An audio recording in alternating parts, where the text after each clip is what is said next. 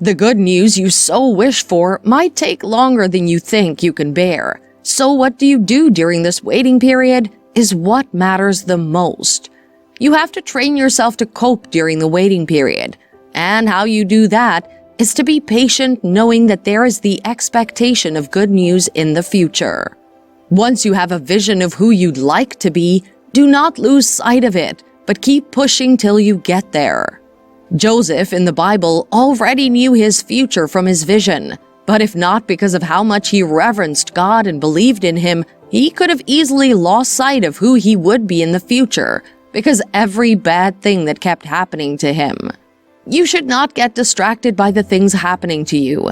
This could make you lose focus on how great you're meant to be and can make you weak in faith, losing the picture of the good that God can do in your life right now. Most times, when people focus on the bad things, it's the fault of the person because they've magnified the problem. You let the bad effect of that bad news get to you, whereas you're meant to use it as a stepping stone and a lesson learned. Also, Joseph has a lot of ups and downs. It looked more like as things were getting better, its result would be something worse. He became a prisoner to being the head of Potiphar's house. For some people, that would be their end because they would have lost hope. But good news came to Joseph because even in the prison, he kept living. He did not live based on his situation at that present moment, but had a sight of the future which he would like to feature in. He believed so much in what he would still become that what he was at the present moment meant nothing to him. Develop a mental picture in your mind of what you want your life to look like in the future, and save it so that when things are not going according to plan, remember this picture and plan to push yourself forward. Make sure that even in the failures that are meant to bring you down, you are still prospering.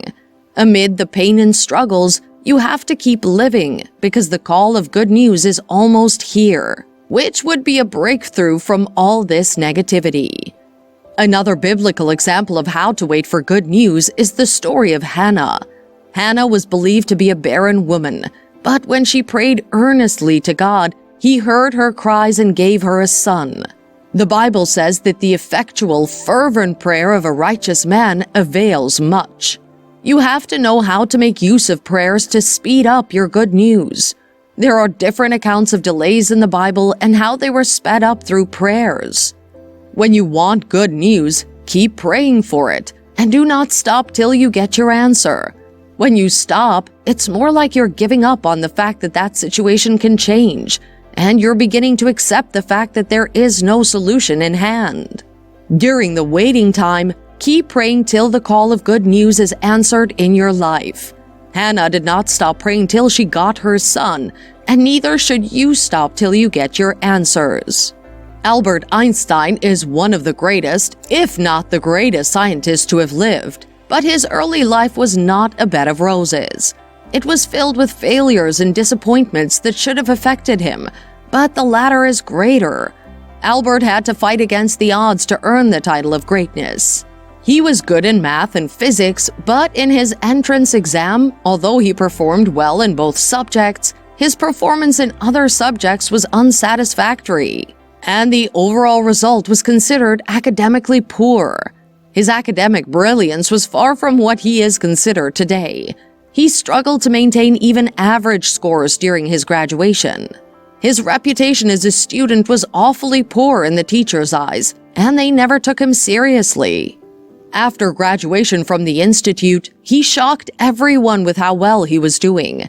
No one could believe that the person whom they considered a failure will rewrite the future of humanity and will give science some of the most powerful theories and equations that will lay the foundation of modern science. In 1921, Albert won the most notable prize for any physicist, the Nobel Prize, and from there, the dawn of quantum theory began. Though later in life, after he was succeeding, he suffered from heartbreak because of his divorce, which did not discourage him from his work. His hard work made him successful, and he became a historical figure. Today, people still learn from his years and will continue to learn from him. He did not let the opinion of others stop him from getting his good news, and you shouldn't do the same. Life has a way of making you give up on things, but the question is, will you let it win? Will you let everything roll out and be carefree of the outcome? You should take action and control of the situation to get the good news you so wish for. God has spoken in His Word over you many blessings of His goodness. Trust in His goodness and expect to see His best every day of your life. If you will trust God through the storms, He will bring you good news that will be like a dream come true. Just like Peter, who was a fisherman with his business partner, trying to catch fish throughout the night on the sea, nothing happened. He said, "We have toiled day and night and we caught nothing." But when the good news came calling, they caught a boat's sinking load of fishes. That is the same thing that will happen to you from today. A call of good news is coming. It's already on its way. It doesn't matter how big that mountain seems. It might be overwhelming to you now, or that strange object in your body now. A call of good news is coming. Some people have never had a manifestation of God's goodness throughout their lives. They have all their lives toiled and striven to try to make ends meet, or gone from hand to mouth seeking food and shelter. Then others are in a siege of depression and sadness because throughout their lives, they've magnified negativity in their life. But God is saying to you, a call of good news is coming. Suddenly, you will receive that call that will bring you joy and rejoicing again. You will receive that call that will change your story and that of your family, because God's help has come for you now. You've been trying to meet needs and walk in life and destiny by your strength, and that's why everything seems frustrating. But God is saying to you, trust me, and lean not on your understanding. If you follow me and trust me all the way, my strength will replace yours, and your weakness will be a very qualification for your joy and happiness. There is about to be a shift in your life by the call of this good news. A good news of salvation of all kinds.